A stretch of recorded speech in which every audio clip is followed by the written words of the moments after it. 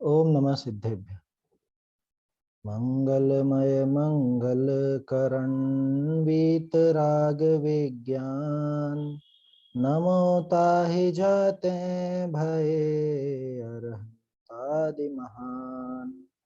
करि मंगल करि हो महाग्रंथ करण को काज जाते मिले समाज सब पावे निज पद राज।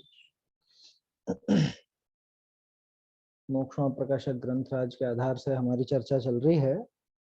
निर्जरा तत्व का अन्यथा रूप ये अपन देख रहे हैं कि किस तरह से व्यवहाराभासी मिथ्या दृष्टि जीव निर्जरा के बारे में पढ़ता है, सीखता है, समझता है, लेकिन उसके बावजूद निर्जरा को सही सही रूप में समझ नहीं पाता। उसका वास्तविक स्वरूप क्या है उस संबंधी इसके अभिप्राय में भूल पड़ी रहती। अभी तक कुल मिला के बात ये निकल के आई कि निर्जरा का कारण बाहरी क्रियाओं को समझता है, बाहरी क्रियाओं को ही तप समझता है, उनसे निर्जरा मानता है। ये इसकी निर्जरा तत्व संबंधी भूल है। कुल मिला के सार यही है इस पूरे प्रकरण का। क्योंकि कल जो हमने आखिरी पंक्तियां देखी थी कि बाह्य प्रवृत्ति के अनुसार निर्जरा नहीं है, अंतरंग कषाय शक्ति घटने से विशुद्धता होने पर निर्जरा होती है। माने अंतरंग कषाय शक्ति घटती है तभी जाकर के वो निर्जरा कहलाती है। और कषाय शक्ति बोलो या इच्छा बोलो एक बात है, इच्छाओं को घटाता नहीं है। इच्छा निरोधस तप तपसा निर्जरा च, ये सारी चीजें हमको दिमाग में रखनी चाहिए जब निर्जरा की बात चले। इस पर अगर अपन और विचार करें तो दौलत राम जी ने इसके सार को पकड़ा। दौलत राम जी ने क्या बताया निर्जरा तत्व का संबंधी भूल में? रोके न चाह निज शक्ति खोए। बोलो ये की यही पूरी बात उतार दी उन्होंने। निज शक्ति खोए किसमें? बाहरी क्रियाओं में। बाहरी क्रियाओं में वो उन्हीं में लग लग करके उन्हीं को करके अपनी शक्ति गंवाता है। और रोके न चाह, अंतरंग इच्छा तो मिटी नहीं है, अंतरंग कषाय शक्ति घटी नहीं है, जबकि इच्छा निरोधस तप। ये सब देखो आपस में लिंक है ये पूरे। इन सबको अगर गहराई से अपन विचार करेंगे तो बात सामने निकल करके आ जाएगी कि इच्छा घटे माने वो कषाय घटे तो ही वास्तव में वो तप है, और तो ही जाकर के वो तप निर्जरा का कारण बनता है। अभी वो उस इच्छा को, उस कषाय शक्ति को घटाता नहीं है और बाहरी तप कर करके अपनी स्वयं की शक्ति घटाता है, अपने स्वयं की शक्ति को क्षीण करता रहता है, उसी के पीछे पागल होता है और सोचता है कि हमारे तो निर्जरा हो गई। ये निर्जरा तत्व की भूल है, ये निर्जरा तत्व का अन्यथा रूप है। ऐसा यहाँ समझना चाहिए। लगभग प्रकरण पूरा हो चुका है कि फिर भी टोडरमल जी ने सार रूप में आगे और स्पष्ट किया है, उसको देखते हैं अपन। देखिए क्या कह रहे हैं। हाँ 233 पेज पर आ गए अब तो, है ना। ये कल बात आई थी कि इनका प्रकट स्वरूप आगे निरूपण करेंगे किसका, वो कषाय शक्ति घटने पर विशुद्धता कैसे होती है, उस चीज का और कुछ निरूपण करते टोडरमल जी साहब, लेकिन अब ठीक है नहीं हो पाया, क्या कर सकते हैं, अधूरा रह गया ग्रंथ। चलिए इसके आगे बढ़ते हैं। पेज 233 है प्रकाशित में और हस्तलिखित में 293 पर है। ऐसे अनशन आदि क्रिया को तप संज्ञा उपचार ते जाननी। टोडरमल जी ने दो चीजें समझाई हैं, एक तो वास्तव में निर्जरा क्या है और तप का स्वरूप क्या है। क्योंकि लोगों के दिमाग में तप का मतलब ही बाहरी क्रिया से जुड़ा हुआ है। अरे वो बहुत तपस्वी है, बहुत तपस्वी किसके लिए कहा जाता है? बाहर में कुछ कुछ ऐसी क्रिया करता हुआ नजर आए। कौन सी क्रिया? कि भोजन नहीं किया, या समझ लो रस छोड़ करके भोजन करता है, या एक समय ही भोजन करता है, या कुछ भी है, अरे बहुत तपस्वी है, वो तरह तरह के काम करते रहते हैं। कुल मिला के दृष्टि बाहरी क्रिया की तरफ ही रखी रहती है इसकी। वही बात है। ऐसे एक मिनट कहाँ चला गया। ऐसे अनशन आदि क्रिया को तप संज्ञा उपचार ते जाननी, उपचार से कि भाई जो तप इनको कहा गया था, देखो उसकी भी गलती नहीं है।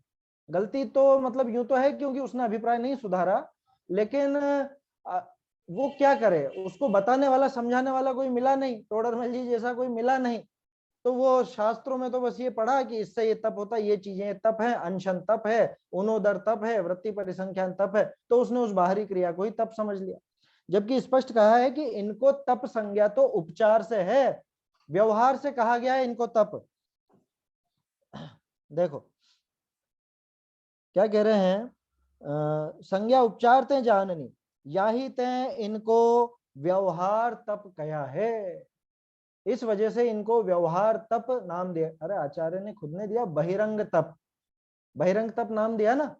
बहिरंग तप से हमको समझ लेना चाहिए कि आत्मा से बाहर की क्रिया है कुछ ना कुछ, और बाहर की है फिर भी इसको तप कहा जा रहा है, तो इसका मतलब कुछ ना कुछ व्यवहार, कुछ ना कुछ उपचार यहाँ पर लगा हुआ है, ऐसा समझ लेना चाहिए अपना।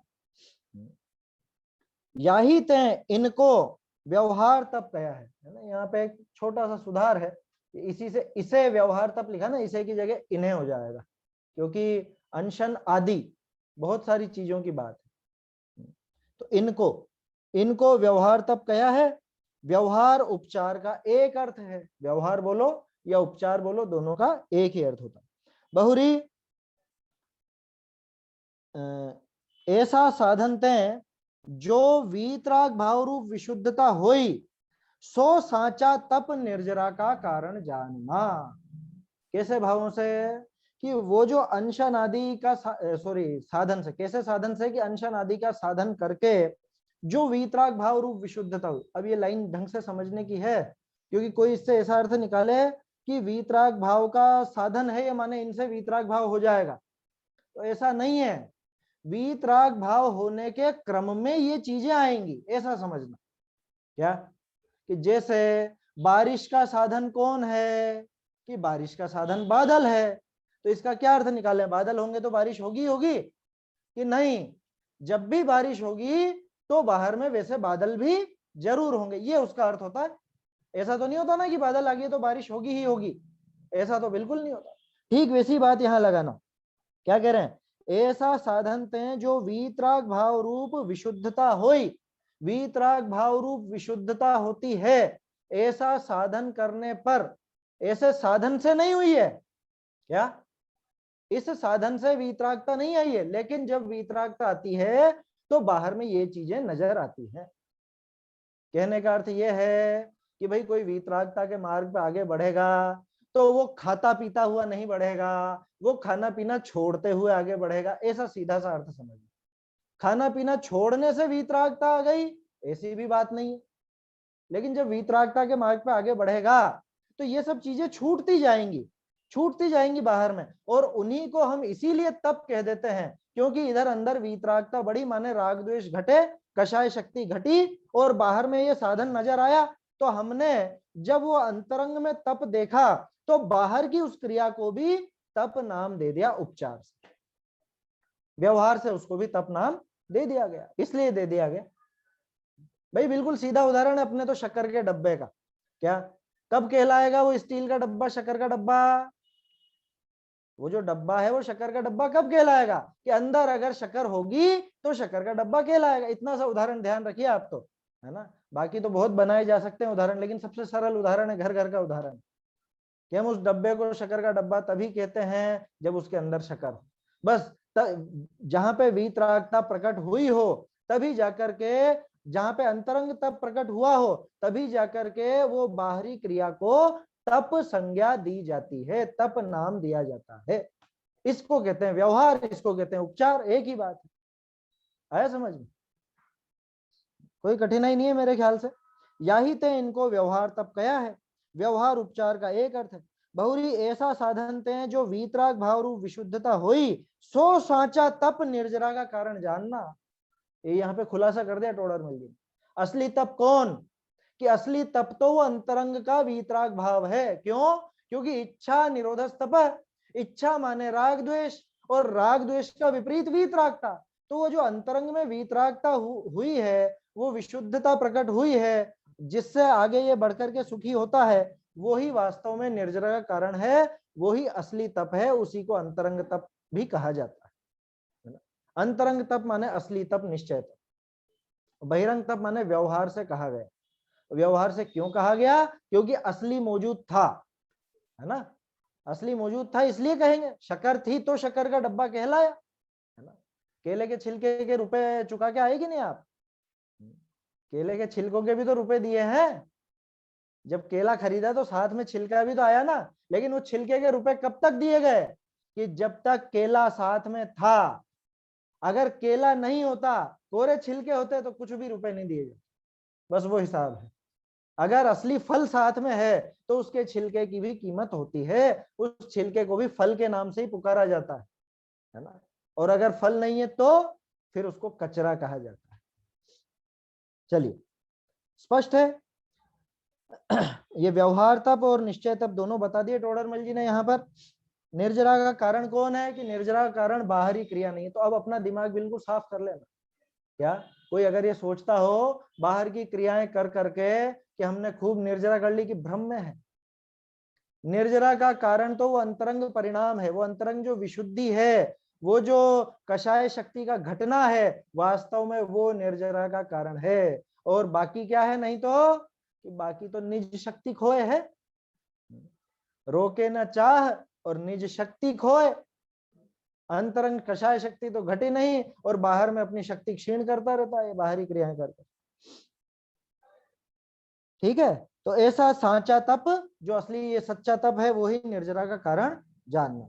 यहाँ दृष्टांत, अब देखो टोडरमल जी का वो दृष्टांत जो अपन ने पिछले पेज पर देखा था ना, 2 पेज पहले, वो जो धन और अन्न, अन्न को प्राण कहा है, वो अब आएगा, वो यहाँ पर फिट बैठता है।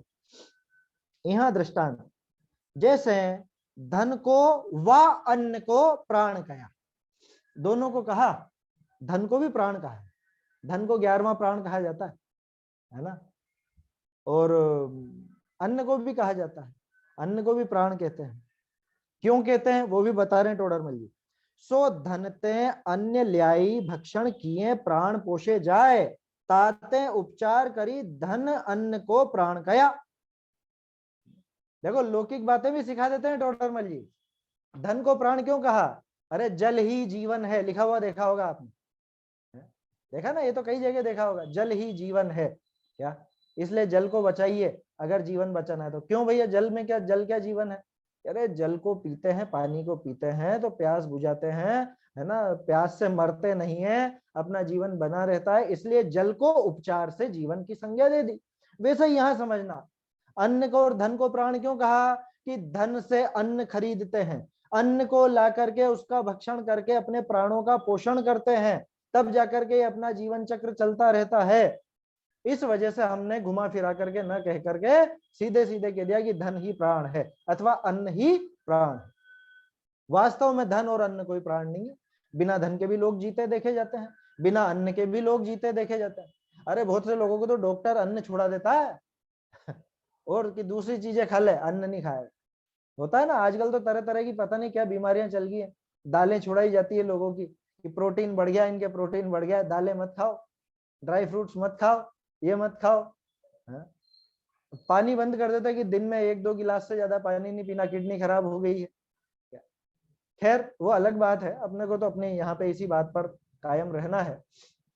धन को और अन्न को प्राण कहा तो क्यों कहा, समझ में आया ना, कि वहां से धन से हम अन्न खरीद कर लाते हैं, उसका सेवन करते हैं, उसको खाते हैं, तो हमारे प्राणों को पोषण मिलता है। इस वजह से वो प्राणों का पोषण उस धन के माध्यम से हुआ, धन ने नहीं किया। क्या? धन ने नहीं किया, अन्न ने भी नहीं किया। वास्तव में तो प्राणों से ही जीवन है, लेकिन उन प्राणों के पोषण में ये सहायक बने। जब प्राणों का पोषण हुआ तो ये धन और ये अन्न दोनों सहायक बने, इसलिए इन दोनों को भी प्राण संज्ञा दे दी गई, प्राण कह दिया गया। अब मैंने तो ये देखा कि जल ही जीवन है लिखा हुआ है, अन्न ही जीवन है ये लिखा हुआ है, धन ही जीवन है ये लिखा हुआ है, तो मैं इकट्ठा करने लग गया, खूब रुपया पैसा इकट्ठा कर लो, जीवन बना रहेगा। खूब अनाज के भंडार खड़े कर लो, रुपया वो जीवन बना रहेगा। जल इकट्ठा कर लो, पानी की बड़ी बड़ी टंकियां लगा लो, जीवन बना रहेगा। क्या हुआ? नहीं होता क्या ऐसा? अरे लोग बाग खाते खाते मरते देखे गए, खाने की टेबल पे मरते देखे गए, पानी पीते पीते मरते देखे गए, और तो और रुपये में मरते देखे गए हैं। क्या नहीं देखा क्या? वो रुपए लपेट के ही मर गए बहुत से, पहले के जमाने में होता था ना, बहुत से जो ऐसे गांव के लोग होते थे, वो अपने जो भी ये पहनते थे ऐसे ऊपर कमीज वगैरह या अंदर बनियान वगैरह, उसमें ऐसे पूरा लपेट करके और साथ में ही रखे रखते थे, साथ में रखे रखे ही मर गए, धन को अपने से चिपका करके मरे। देखा होगा, सुना होगा आप लोगों ने। तो ऐसे कई किस्से होते हैं। ऐसा क्यों हुआ? ऐसा इसलिए हुआ क्योंकि उसने वो धन ही जीवन है ऐसा जो पढ़ा, या अन्न ही जीवन है ऐसा पढ़ा, उसको उसने ये समझा कि हाँ इससे मेरा जीवन चलता रहे। उसके आशय को नहीं समझा। धन को जीवन कहा तो धन को जीवन कहने का कारण क्या है, उस कारण को नहीं समझा। ये समझ लिया कि हाँ हाँ धन ही जीवन है, धन को चिपका के रखा, तो बोलो अब तो नहीं मरना चाहिए ना। वो था ना एक अमेरिकी, क्या नाम था उसका, माइकल जैक्सन। माइकल जैक्सन का नाम सुना होगा आप लोगों ने, बहुत बड़ा पॉप स्टार। उसने मतलब अरबों रुपए कमाए, खूब कमाया। उसने अपने पूरे शरीर का एक एक अंग पलटा लिया। वो अश्वेत था, काला था, वो गोरा हो गया बदल करके। उसके अलावा उसने अपने जो जो भी शरीर में मान लो इमरजेंसी में जो अंग चाहिए, उस अंग के लिए एक एक डोनर तैयार करके रख रखा था। क्या मान लो अगर फेफड़े खराब हुए तो एक फेफड़े देने वाला व्यक्ति, फेफड़े का दातार तैयार, किडनी खराब हुई तो किडनी देने वाला तैयार, हार्ट खराब हो गया तो हार्ट का ट्रांसप्लांट करवाने वाला वो तैयार। डॉक्टरों की फौज खड़ी थी। अब उसने क्या सोचा कि अब तो मेरा जीवन आराम से, मैं 100-150 साल खूब आराम से रह लूं। आया समझ? ये सारी व्यवस्था करके बैठा था वो, रुपए की कोई कमी नहीं, और सब बातें थी, डॉक्टरों की फौज थी, ऑक्सीजन के उसमें रहता था वो चेम्बर में, कि बिल्कुल कोई भी अशुद्धि नहीं आ पाए, मेरे कुछ भी खराबी ना हो। लेकिन वो तो कितना 60 साल का भी नहीं हुआ था शायद, 60 का हो गया हो मान लो, मुझे पता नहीं कितनी आयु में मरा, लेकिन 65 ऐसे ही कुछ आयु के अंदर मर गया, या उसके भी पहले मर गया हो तो मुझे पता नहीं। लेकिन कुल मिला के बात ये सारा जाब्ता करने के बावजूद, ये सारा इंतजाम करने के बावजूद क्या हुआ, असली सिद्धांत मालूम ही नहीं था। उसने तो ये सोचा कि ऑक्सीजन सिलेंडर मुझे बचा लेगा, उसने ये सोचा कि ये जो दातारों की फौज है, ऑर्गन डोनर जो है, इनकी फौज मुझे बचा लेगी। ऐसा लेकिन होता नहीं, इनसे जीवन चलेगा। वो इनसे जीवन है ये उसका आशय नहीं समझ पाया। रुपए पैसे से जीवन कैसे चलता है उस बात का आशय नहीं समझ पाया। टोडरमल जी समझा रहे। 1 मिनट रुकते हैं, ये थोड़े बाजे वगैरह निकल रहे हैं, डिस्टरबेंस हो रहा है।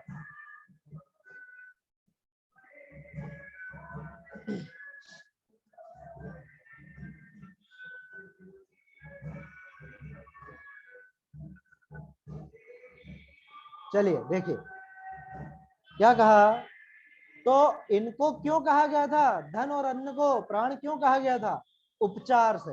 अब गड़बड़ क्या करी वो देखिए, कोई इंद्रिय आदि प्राण को न जाने, असली प्राण कौन है, असली प्राण तो ये इंद्रियां कहलाती है ना। कितने प्राण, 10 प्राण होते हैं, 10 प्राणों में 5 तो इंद्रियां है ना, 3 बल मन वचन काय, एक आयु और एक श्वासोच्छ्वास, इनको प्राण कहा जाता है। पहले शायद अपन चर्चा कर चुके हैं हिंसा के प्रकरण में, है ना, तो वो अहिंसा की कुछ बात आई थी, शायद संयम के प्रकरण में आई थी बात। कोई इंद्रियादिक प्राण को न जाने और इन्हीं को प्राण जानी संग्रह करे तो मरण ही पावे। कर लिया, खूब रुपया पैसा इकट्ठा कर लिया, खूब अन्न इकट्ठा कर लिया, खूब जल इकट्ठा कर लिया, या माइकल जैक्सन की तरह सब सामग्री जुटा ली, क्या इकट्ठा कर लिया तो अब तो बच जाऊंगा, कि मैंने इकट्ठा किया ना। अरे भैया इकट्ठा करने से जीवन नहीं चलता है, उसका सेवन करने से चलता है, ये भी व्यवहार से ध्यान रखना। उदाहरण है, उदाहरण को उदाहरण जितना लेना, नहीं तो अभी आप कहने लग जाओ कि अरे कोई भोजन से थोड़ी ना, भोजन का भक्षण करने से भी थोड़ी ना चलता है जीवन, कि वो तो पता है, असल में तो आयु कर्म जितना होगा उतना ही चलेगा। लेकिन व्यवहार से जो अन्न को अपने जीवन का कारण कहा है, जीवन कहा है, उसका कारण क्या, उसका कारण इतना मात्र है कि ये अन्न का भक्षण करता है और इन इंद्रियों को पोषण मिलता है। इंद्रियों को पोषण मिलता है तो प्राण पोषे जाते हैं, इसलिए अन्न को या फिर उस धन को प्राण कहा गया। इतनी बात थी। अब इसको तो समझा नहीं कि अन्न प्राण है, अन्न प्राण है, अन्न प्राण है, तो मैंने तो अन्न के गोदाम भर लिए, क्या हुआ, जीवन बढ़ता गया, कि जीवन तो नहीं बढ़ा। उल्टा भक्षण तो किया नहीं इसने, और सिर्फ इकट्ठा करता गया। होते ना पहले के जमाने में बहुत से लोग होते थे इस तरह के, जिंदगी भर कमावे लेकिन भोगे नहीं, खुद भोगे नहीं। बोलते ना कंजूस मक्खी चूस, क्या जीवन भर कमा कमा के पूरा जीवन कमाने में लगा दिया, लेकिन एक पैसे का भोग नहीं करता। असल में है क्या कि उसकी किस्मत में था ही नहीं भोग। उसने किसके लिए कमाया बताओ? उसे लगता है कि मैंने मेरे लिए कमाया, उसने उसके लिए नहीं कमाया। उसने कमाया उसके लिए जिसके पुण्य का उदय आने वाला है। समझ में ही बात? वो कोई भी हो सकता है, जरूरी नहीं उसके घर वाले हों, क्योंकि कई बार ऐसे करोड़पति लोग होते हैं और वो आखिर में वो उसकी सारी संपत्ति किसी ड्राइवर के हाथ में जाती है या किसी नौकर के हाथ में जाती है, घर वालों के हाथ में भी नहीं जाती। तो किसके लिए कमाया जीवन भर? रुपए की बात कर रहा हूं, पुण्य पाप की नहीं। पुण्य पाप तो खुद का कमाया है। बाकी जो रुपया कमाया अपन कहते हैं, वो रुपया भी दूसरे के, जिसके पुण्य के उदय में आना है उसके लिए कमाया है वास्तव। तो क्या करा असल में उसने यही सोचा कि भोजन से जीवन चलता है, धन से जीवन चलता है, तो हम धन इकट्ठा कर लेंगे, भोजन इकट्ठा कर लेंगे। अरे भैया, उस धन का उपयोग करना पड़ता है तो जाके वो जीवन चलता है, वो भी व्यवहार से कहा जाता है। आप उस भोजन को खाओगे तो इन इंद्रिय प्राणों को पोषण मिलेगा। व्यवहार है, व्यवहार, ठीक है। लेकिन समझना भी, उन इंद्रियों को यानी कि उन प्राणों को पोषण मिलता है, तब जाकर के उस भोजन को जीवन का कारण कहते हैं। तो भोजन इकट्ठा करके रख ले, उससे जीवन बढ़ने वाला नहीं है। बहुत से लोगों के दिमाग में ऐसी मान्यता रहती है कुछ। ये भी मुझे कुछ दिन पहले ही पता चला। कटोरदान होता है ना रसोई में, कटोरदान, उसको खाली नहीं रखते कभी भी शाम के टाइम। मतलब खाली नहीं रखते, उसमें एक आध रोटी तो पड़ी रहनी चाहिए। वो सुबह तक पड़ी रहेगी, फिर सुबह वो बासी रोटी गाय वाय को देंगे। जब नई ताजी रोटी जब बनाई जाएगी, तब वो पुरानी रोटी या कुछ भी जो भी खाने की सामग्री है वो तब जाके निकलेगी। कटोरदान खाली नहीं रहना चाहिए, ऐसा बहुत से लोग करते हैं। ग्रहित मिथ्यात्व तो स्पष्ट। जो समझदार जैन है उसके घर में तो ये विधि नहीं होगी, उसके तो सारे बर्तन धुल जाते हैं। जो भी कुछ बचा हो हाथों हाथ सूर्यास्त के पहले गाय वगैरह जिसको भी देना है, कुत्ते को, गाय को, भेड़ बकरी जो भी हो जिसके यहाँ पे, वो दे दुआ करके काम खत्म करे। अपने यहाँ रात बासी का काम नहीं चलता। ये तो खैर बीच में एकदम से ध्यान आ गई बात, इसलिए मैंने कह दी। अगर किसी के घर में ऐसा होता हो तो बंद कर देना आज से। क्या कटोरदान खाली नहीं रहना चाहिए, घर का वो बीत जाएगा, कुछ वैभव खत्म हो जाएगा, ऐसे कुछ दिमाग में भूसा भरा रहता है कुछ लोगों। समझना चाहिए हमें, एक ग्रहित मिथ्यात्व। ग्रहित मिथ्यात्व के अलावा हिंसा का साधन। क्यों? क्योंकि वो रोटी मर्यादा के बाहर होती है, उसमें जीव पड़ेंगे।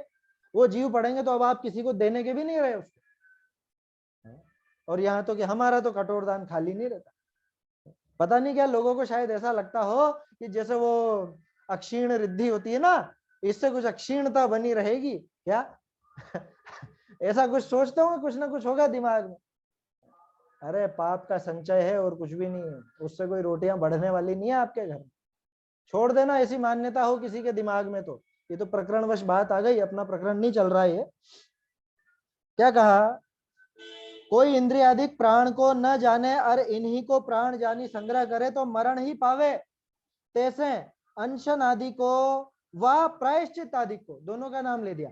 अनशन आदि बाह्य तप, बहिरंग तप, प्रायश्चित आदि अंतरंग तप, दोनों का नाम आ गया, यानी सारे तप आ गए। तैसे अनशन आदि को व प्रायश्चित आदि को तप कया। ये देखो टोडरमल जी घुमा करके कहां पे लेके आए बात। इस धन को प्राण कहा था ना, ऐसे ही समझना इस अनशन को तप कहा है। सो अनशन आदि साधन ते प्रायश्चित आदि रूप प्रवृत्ते वीतराग भाव रूप सत्य तप पोषा जाए, ताते उपचार करी अनशन आदि को व प्रायश्चित आदि को तप कहा। ये तो कारण दिया कि इनको तप क्यों कहा गया है। वास्तव में इनको तप क्यों कहा गया कि इन साधन से जो असली तप है उसका पोषण होता है। इनके माध्यम से हम असली तप कर लेते हैं। कैसे कर लेते हैं? छोटे से उदाहरण से समझ लेते हैं फटाफट। वैसे पहले देख चुके हैं अपन। उदाहरण के तौर पे अनशन है ना, सीधा उदाहरण है उपवास का। उपवास माने आहार नहीं करना, कषाय नहीं करना, विषय का त्याग करना। कषाय विषय आहारो त्यागो यत्र विधीत, ये पढ़ चुके हैं अपन। तो इनका जब अभाव होगा तो इच्छाओं का निरोध होगा या नहीं होगा? इच्छाओं का निरोध साथ में है ना, कोरे भूखे रहने की बात नहीं कर रहे हैं अपन। कषाय विषयाहारो त्यागो, उसकी बात कर रहे हैं अपन क्या। तो जहां पे कषाय विषय और आहार का त्याग हुआ है वहां इच्छा का निरोध हुआ या नहीं हुआ, कि इच्छा का निरोध हुआ, तो असली तप हुआ ना। तो उस बाहरी साधन के माध्यम से हमने असली तप किया, तो उस बाहरी साधन को भी हमने तप नाम दे दिया। उस अनशन के माध्यम से हमने वीतरागता रूप तप का पोषण किया, है ना, निर्जरा जिसके कारण होती है इसी वीतरागता का पोषण किया, तो उस अनशन को हमने तप नाम दे दिया। उस उनोदर को हमने तप नाम दे दिया। उस वृत्ति परिसंख्यान के माध्यम से हमने इच्छाएं घटाई, तो हमने उसको तप नाम दे दिया। क्यों? क्योंकि इच्छा निरोध तप है वास्तव में तो, और इच्छा का निरोध हुआ है तो वो तप है। क्या दिक्कत है? कौन है तप? बाहर की क्रिया? कि नहीं, इच्छा का निरोध ही है तप तो, लेकिन उसके साथ में बाहर में वैसी क्रिया नजर आई तो उसको तप नाम दिया। अरे छोटा सा उदाहरण फिर से लेते हैं एक बार। वो जो दो मुनिराज का उदाहरण है, क्या दोनों को एकदम से आलस सा आ गया।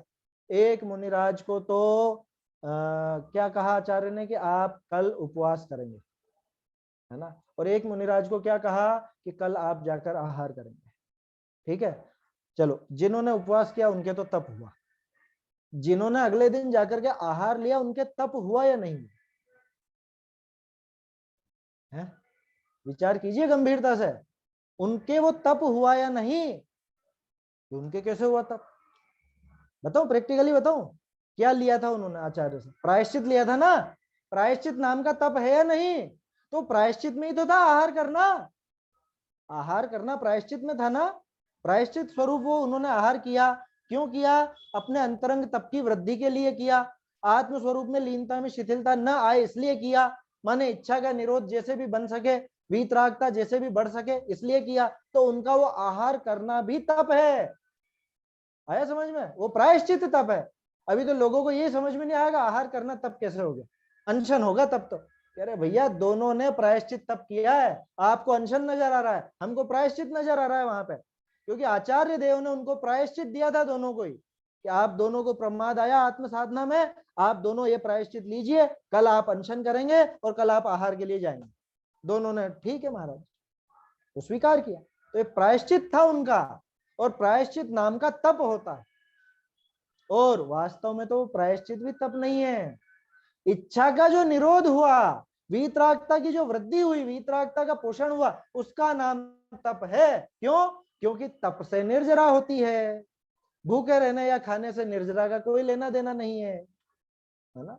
निर्जरा तो उनके वो आत्मलीनता से, उन वो जो विशुद्धता बढ़ी उसके कारण हुई है। तो वास्तव में वो तप है। चलिए, आया समझ में?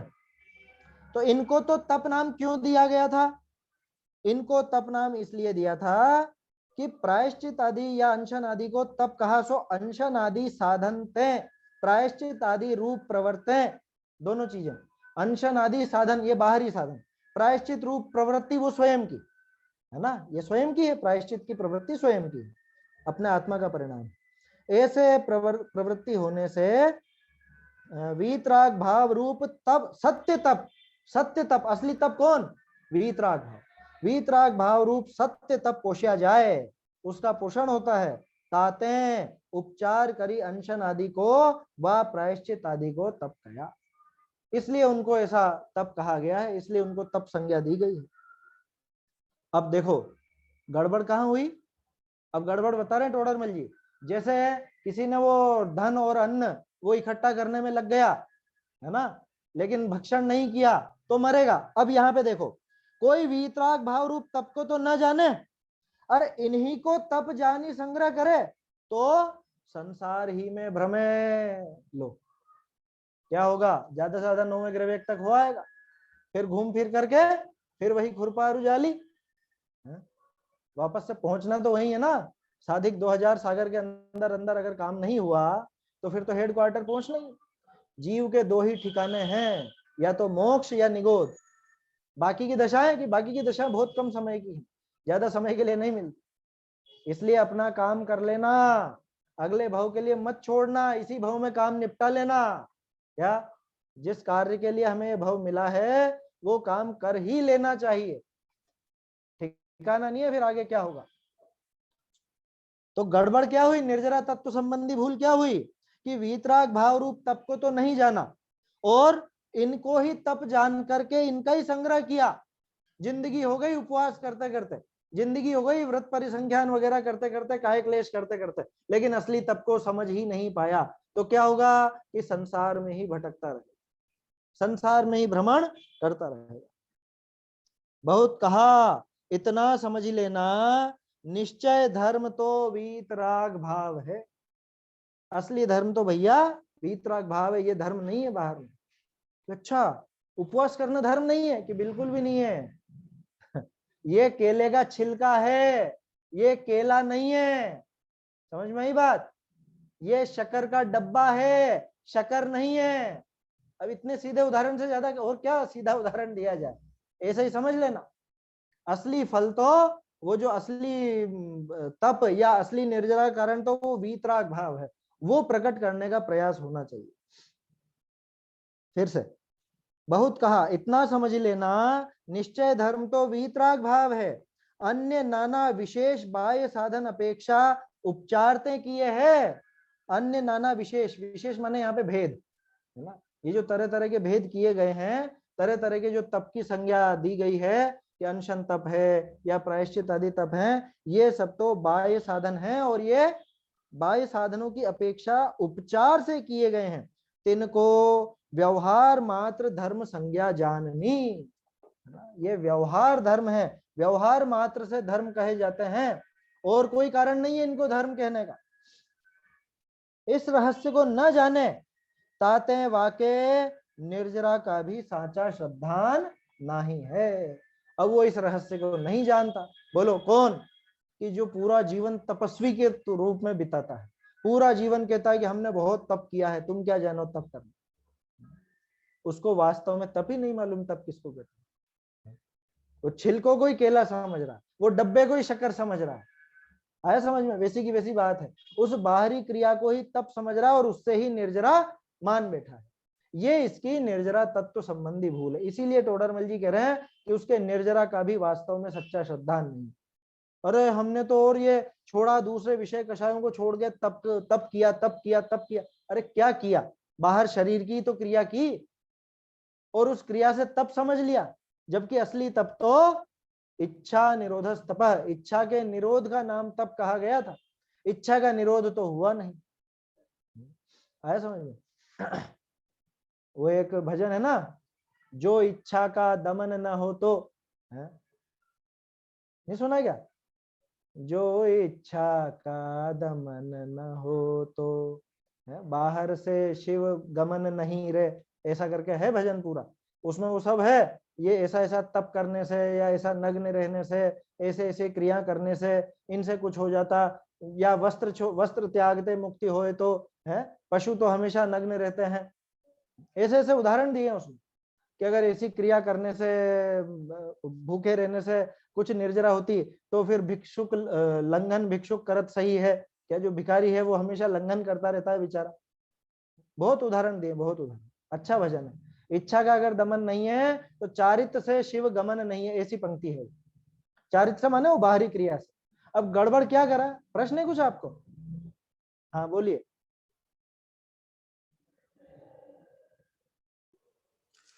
हेलो, आवाज हाँ आ रही है मेरी? हाँ हाँ आ रही है, आवाज आ रही है। ये यहाँ पर स्वाध्याय को परम तप कहा है, तो ध्यान और विसर्ग को परम तप क्यों नहीं कहा? देखो वास्तव में परम तप तो ध्यान ही है। आया समझ में? ध्यान से ही होती है निर्जरा। लेकिन वो ध्यान कब होगा, किसके संभव है? वो स्वाध्याय के बाद। स्वाध्याय से, इसलिए स्वाध्याय को परम तप कहा। और स्वाध्याय जो करेगा उसके ही बाद में व्युत्सर्ग और ध्यान आदि भी प्रकट होंगे, ये पक्का समझिए। इस वजह से स्वाध्याय को परम तप कहा। दूसरी बात कि ध्यान और व्युत्सर्ग में बाहर का कुछ भी नजर नहीं आता था जी। स्वाध्याय तक के जो तप हैं वहां तक बाहर का कुछ ना कुछ नजर आता है। जैसे बाहर में पढ़ना सुनना ये सब नजर आता है स्वाध्याय में। तो ये नजर आता है ऐसा कुछ बताने के लिए स्वाध्याय सबसे ऊंचा तप क्यों बता? जी, तो ध्यान तप के लिए किसी को दिखाना थोड़ी है कि हम तप कर रहे हैं। नहीं नहीं, दिखाने वाली बात नहीं कह रहा हूं मैं, लेकिन जो अज्ञानी है वो कैसे समझेगा? वो क्या समझेगा बताओ? उससे कह दो कि आप तो ध्यान करो भैया, अब ध्यान किसका करे? बिना जाने का ध्यान तो गधे के सींग के समान है, ऐसा लिखा टोडरमल जी। वो श्रद्धान के लिए लिखा, बिना जाने का श्रद्धान गधे के सींग के समान। जी एक तो सवाल अगर और है हाँ हाँ बोलिए। ये, इससे संबंधित नहीं है, वो तो तत्वार्थ सूत्र से संबंधित है। मन हाँ वचन बोलिए। काय के योग से आश्रव होता है। हाँ तो जैसे अपन जब सो जाते हैं तो हाँ मन वचन काय का योग होता नहीं है, तो तब भी नहीं नहीं, आश्रव योग होता तो है। हमेशा है, योग तो हमेशा ही है ना। जी योग का अर्थ क्या समझे आप? हलन चलन होना, वो हलन जी चलन होना मात्र योग नहीं है। वहां पे वो योगों की प्रवृत्ति है। तोड़रमल जी ने बताया तो था, अंतरंग योग शक्ति को नहीं जानता। आश्रव तत्व संबंधी अन्यथा रूप में आया था, है ना, उसकी जी चर्चा भी की थी अपन ने। योगों को क्या समझा इसने? बाहरी क्रिया, मतलब वो गुप्ती के संबंध में आया था शायद, संवर में। आश्रव या संवर दोनों में से किसी के अंदर आ चुका है।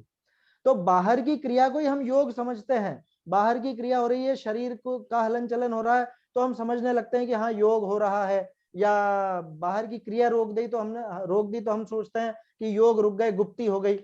जबकि बाहर से लेना देना नहीं, वो अंतरंग योग शक्ति तो सोते समय भी विद्यमान है। और तो मन सोते कहाँ रुका? समय भी आश्रव चलता रहता है। हाँ हाँ बिल्कुल चलेगा ना। मन कहाँ रुका है वहां?